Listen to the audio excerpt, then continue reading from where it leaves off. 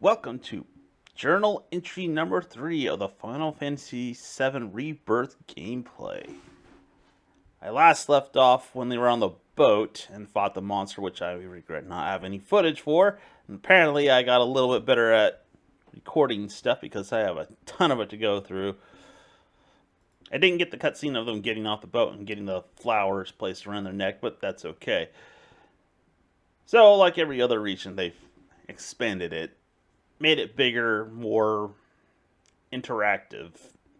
And one of the first things they do is they're like, you can use this wheelie. And I'm like, you mean a Segway? A copyright safe Segway? To roll around this tiny little map? Okay. And then they're like, if you do 5,000 meters, you can get materia from it. And I'm like, okay. Just start wheeling myself around on this awkwardly controlled contraption talking to people. And I might add at this point, they're like, so much has happened. Maybe a little bit of time for rest and relaxation. Shinra's after them. Very popular, heavily populated area. Yep. Let's just hang out here. So for this particular part, I just spent a great deal of time earning that 5,000 meter sort of materia that you get. Going from place to place, talking to people. And a lot of it's locked out right now, and there's a reason for that in particular. And a thing they seem to do is they take a small sliver of gameplay, and then they're like, let's expand upon this to the point where it's unrecognizable from the Final Fantasy released back in the 90s. Like Costa Del Sol here. A lot more going on. I mean, it was sort of, yeah, you spent a little bit of time here and then you were just gone. They're like, no, you're going to spend a lot of time in this town for kind of a couple of hours at least. And one of the things they're sort of running into is they're like, we're always broke, but then they go to Costa del Sol. And they're like, get us a couple of rooms. And you go to these rooms and they're like, are you going to be able to afford these rooms? Remember, you're supposed to not have any money, even though that I've been earning money at this point. I had like 30,000 gil plus. So after exploring it a little bit, I knew I needed to progress in the story a little bit before I could start doing anything that they had available in this area. And then you go to the rooms, they're all full, and then you run into Johnny. He's a character from the remake who's original, at least I'm pretty sure he is, who got scared out of Midgard by Cloud and Tifa. And he's just as annoyingly obnoxious as he was in the remake. Just talks way too much, and he uses the word bro way too much. And he's overly animated. I mean, I'm not talking about the actual animation. He has way too much movement going on. And I'm like, just hold still and act like a normal human being. I mean, he's not, but still. And that's when he takes you to his hotel in order to put you up for the night since all the other rooms are full, but there's kind of a reason why he has vacancies. And you can see here how badly he was scammed by the mayor of the town to buy this place and further indebt himself to the mayor. It is about to fall down. That's how bad it is. And it really doesn't make sense because there's only like 3 rooms, and one of them's a big room where people share the space. And they're kind of making fun of it that it's not on the coast. I mean, the other hotels aren't either, but they're closer. In terms of actual, let's say, compared to our reality, this would still be a prime spot. Kind of. I would be hesitant to actually build anything this close to a coastal region due to possibility of having it destroyed by storms, but that's just me. But in terms of what I'd say here, it's still prime real estate to have something this close to the beach and then just be totally ignored for whatever reason. I guess it's just convenient for the plot and to sort of sidetrack you for whatever part of the story they want. I mean, it really doesn't make any sense. It just felt like they put it in here for the sake of putting it in here. Kind of a little bit of unnecessary padding. So after the whole entire ordeal with the hotel, they decide that they're going to go to the beach, but you can't go on the beach. For whatever reason, they control the beach with an iron fist. If you're not in beach ready swimwear of any kind, you're not allowed on the beach, which then leads to a series of events where you have to go play a whole bunch of mini games in order to earn vouchers to buy swimwear. And this took longer than I thought it would. And in some cases, some of them weren't exactly what I'd call mini games. In Cloud's case, yes, they were all mini games. Not for Tifa and Aerith, though. And I'll cover these because there's a lot of mini games condensed in this one region, which is the Corel region. And I wanted to do a separate video for that entirely. So after my obsession of maxing out my rewards for each mini game, I finally get enough vouchers to buy Cloud a swimsuit here. Went with the shorts only and I guess flip-flops option. And then another thing that keeps happening, you keep running into Yuffie again, and she's still just annoying, and she hasn't joined your group at this point in time. But she's more of a reoccurring character at this point in time. Not much longer, though. Although I know I said they were sort of goofing off and relaxing on the beach, there's also kind of a weird pretense that they're following the men in the black robes. And I guess this is the one case where they didn't enforce the beachwear rule because they just let them on there and they're just on the beach.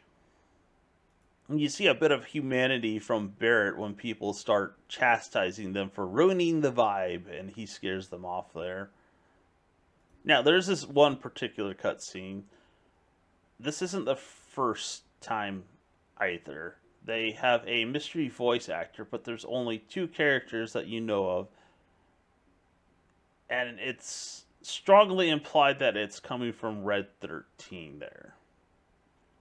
Now, there was one back in the Junon region, in the little fishing village located under the big city. And again, Red 13's the one who walked out of Aerith's room, so there's something going on. It's a little something they've clearly added, and I'm sort of kind of curious who this mysterious voice is and how he's connected to Red 13. And the other part is that the material that she keeps in her hair has turned clear when it used to be. She says it's white, but every time I've seen it, it's kind of a cloudy green.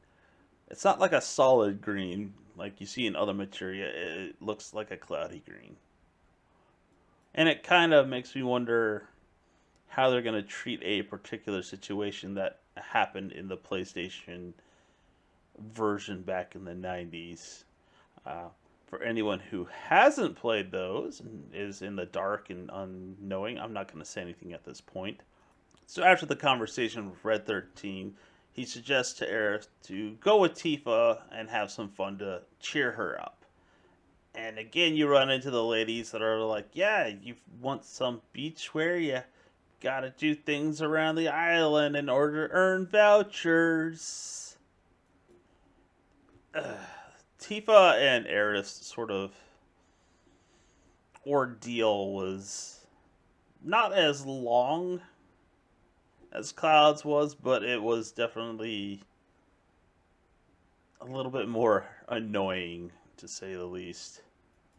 It kind of consisted of, I would say, at least 2 mini games and then a one-off event, which kind of irritated me because the nature of how they decided the interface would work for the game in terms of looking for these particular things. But the first thing I did was a mini game where you're supposed to score goals with Red 13. And you're supposed to beat a bunch of other animals. And this mini game irritates the hell out of me because of how they handle the physics in the game. Glancing blows don't work the way glancing blows should work. Like, you'll have something that would clearly bounce off the post and go directly into the net. Instead, it does the opposite. It bounces, like, it'll hit it at a 45-degree angle. It should clearly go into the goal. What happens is it magically maneuvers around and goes to the outside of the goal. It does it all the time. And then the weird sort of way they don't conserve momentum. I mean, they kind of do, but like you can hit the ball at the same time as one of the other animals. But if they hit the ball after you've hit the ball, the whole entire momentum just changes direction completely. It doesn't combine the two, so you would just send the ball flying in a curved path.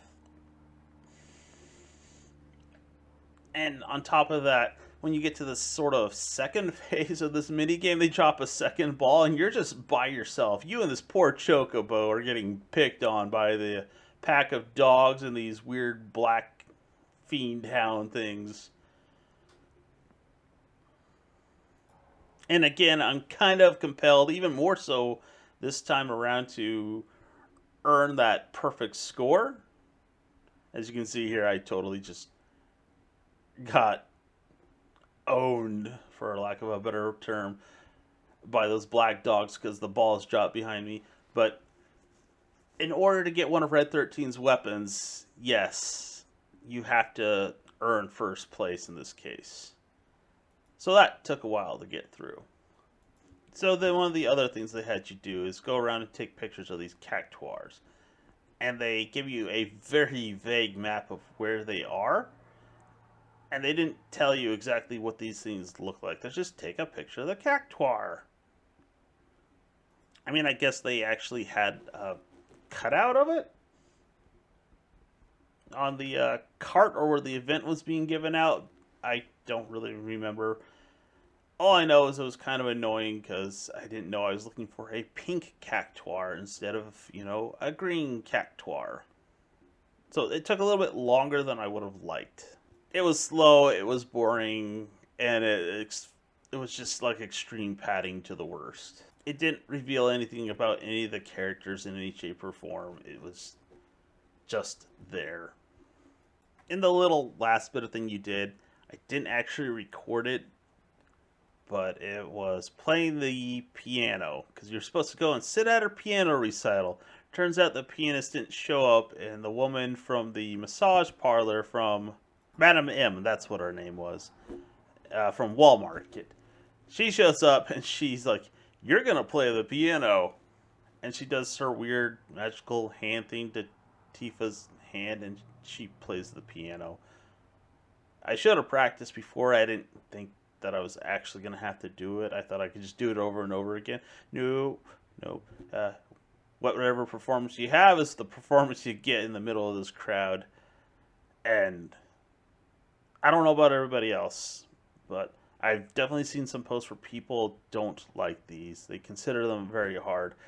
I don't know if I just did them enough that they're not too hard. I mean, if you're looking for a perfect score, that's a different story altogether. But just having to do that smack dab out of nowhere kind of irritated me just a little bit because I'm not a fan of the piano playing in this game. So let's just fast forward to the fan service part of the game where you get to choose what Tifa and Aerith wear. There's another outfit you can choose. It's still kind of provocative either way. And I went with the bikini swimsuits. They're not that great looking. They're actually kind of weird and ugly. I guess they're trying to stick with Final Fantasy stuff. And then there's the infamous scene where so many people got upset over something that I don't know why. We've known that breasts have existed for a while, and it seems kind of weird that they're being prudish in terms of this. Personally, not a fan of the cleavage shot. Mainly because I don't like women with huge boobs, but that's just me. So, just like the original version of Final Fantasy VII, Hojo shows up at the beach. And I want to play just a short clip here. Wonderful surprise it is to see you again. Ah, rest assured, I'm not here for Aerith.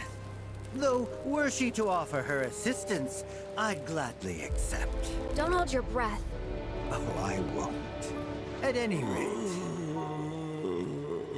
So I want you to remember that little clip right there, because this situation gets out of hand really fast. It's something else they just changed and sort of expanded upon from the original story. So Hojo there brings a machine out to capture a couple of the black-robed men who got turned into fiends when they got fused with a fiend. And it sort of turns into a impromptu boss fight out of nowhere. Like, I was not expecting to fight on the beach in Costa del Sol. And you can see Cloud forgot his sword, and predictably he picked up the umbrella. As soon as I saw that happening, I'm like, he's gonna pick up an umbrella, and he picks up an umbrella. And I've seen this before. I just can't remember what specific game that you have a umbrella as a weapon in. I know it's kind of this thing where they'll use like a branch or an oar or something like that, and that's from a legendary Japanese swordman who turned a oar into a weapon and killed a man with one hit with it. And I'm kind of guessing this is sort of that to some degree. Not to mention it was like the most convenient thing on the beach, I guess. Remember that little clip I showed earlier where he said he's not here for Aerith, and then he promptly, in the middle of this battle, captures Aerith. He captures everyone, it's just not Aerith. It seemed a little weird and out of place, I guess. I mean, he was clearly lying, and it was obvious that he was lying. But the fact that they approached him just doesn't make sense, considering they knew he was evil. In the original PlayStation version, he made it clear that he wasn't going to do anything. They made him much more sinister, but he also telegraphs his intentions far easier than he did in the PlayStation version. I should say, original 90s version, whatever.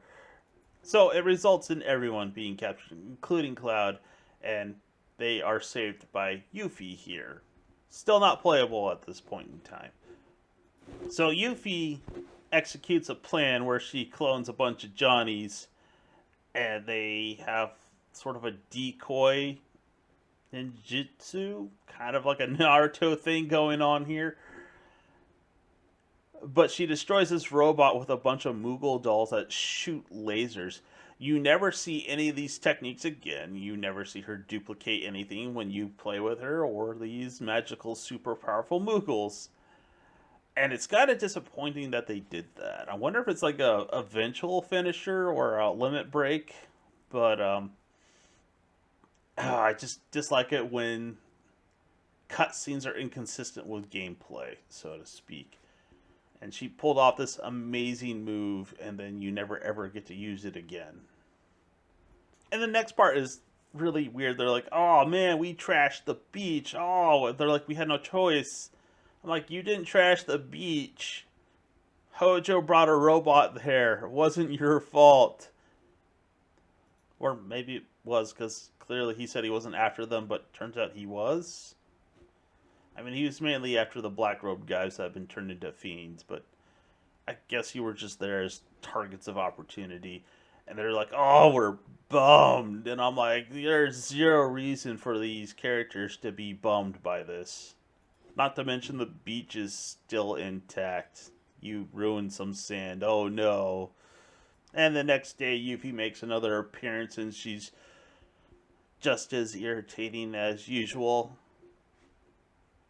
And she challenges Cloud, and he's like, sure.